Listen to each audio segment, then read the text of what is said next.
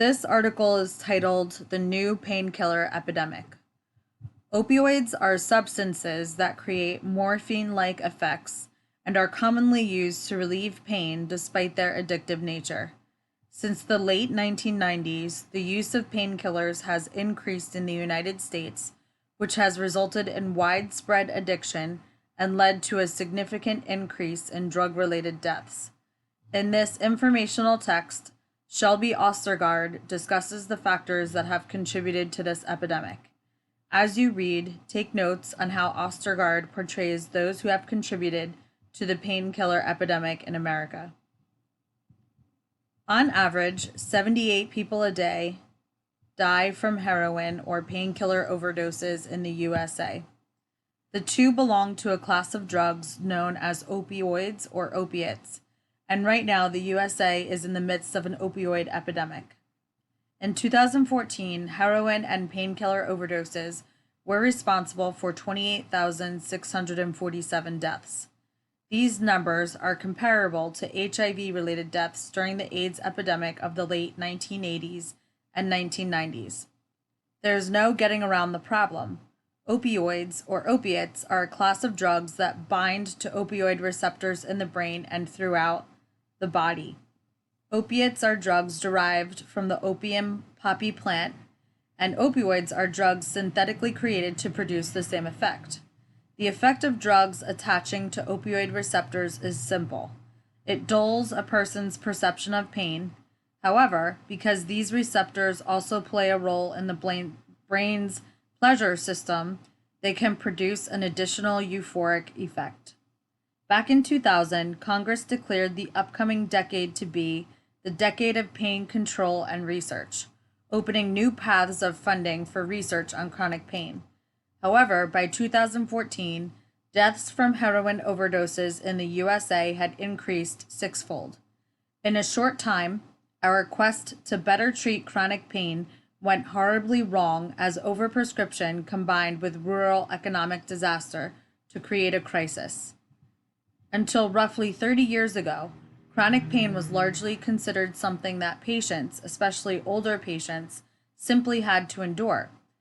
Both doctors and patients saw pain as a part of aging and of life, albeit a rather unfortunate part.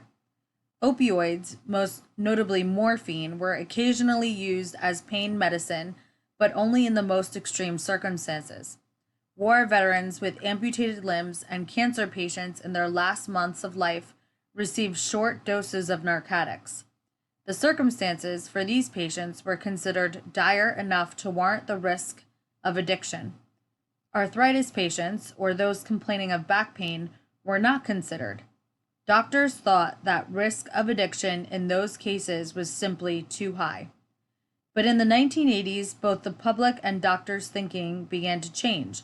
Doctors began to argue in medical journals that all forms of chronic pain should be treated more aggressively, and that opioids were not addictive when prescribed for pain.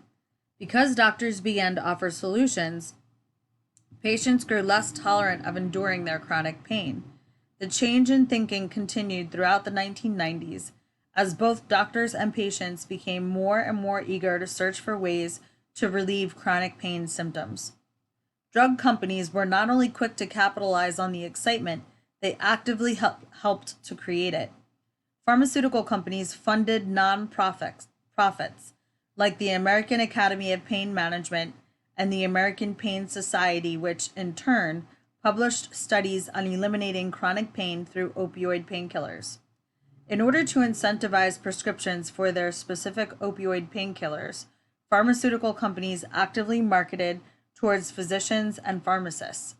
In 1996, Purdue Pharma sent thousands of physicians and pharmacists on all expenses paid junkets to resorts across the southwestern U.S.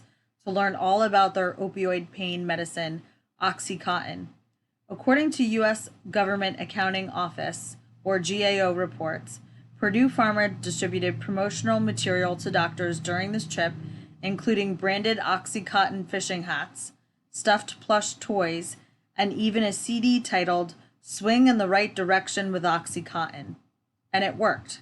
The same US GAO reports found that by 2002, doctors were prescribing 10 times more Oxycontin than in 1997. The sales of that single drug alone made up 80 to 90% of Purdue's revenues.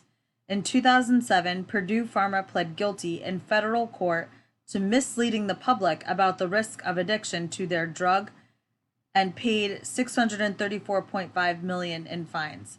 The outlandish marketing practices used for OxyContin had somewhat died down since then. Companies are no longer allowed to market so intensely and directly to doctors.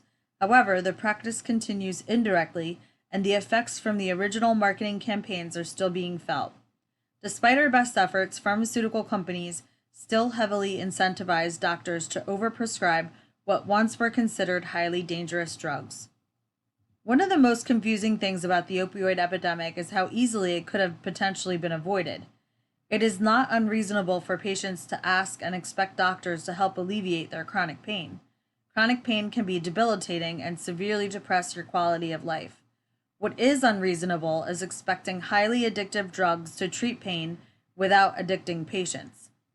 Pharmaceutical companies worked to advance the idea that narcotics were the only answer to chronic pain. They aren't. Other softer and less addictive methods exist, ranging from massage to prescription of less physically addictive drugs. Some experts argue that one of those drugs could be medical marijuana, but federal policies have largely blocked research. A study from researchers at Washington University in St. Louis, published in the journal Drug and Alcohol Dependence, found that even the NFL prefers players to treat pain with opioids over alternative methods. Health insurance companies often refuse to cover softer methods such as massage or acupuncture.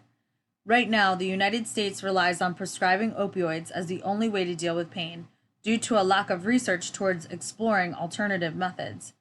Despite the claims that some pharmaceutical companies and doctors make, significant numbers of people find themselves addicted to opioids when following the current treatment plan.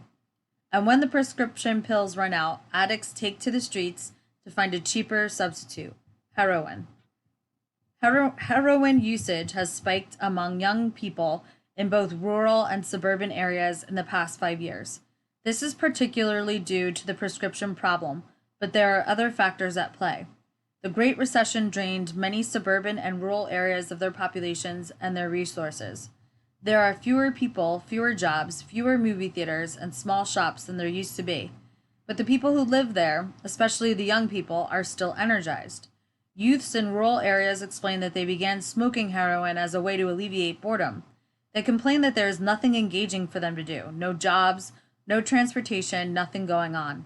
Boredom can feel oppressive and even lead to chronic boredom. The need for an escape from that boredom can be overwhelming. A bag of heroin, enough for a weekend's worth of use, goes for about $20 to $40. It's not an expensive escape. Painkiller overprescription has collided forcefully with recent economic downturn. Overprescription made narcotics like Oxycontin widely available. As health experts and people in the field of medicine began to realize the problems this had created, the Great Recession hit and tightened everyone's purse strings.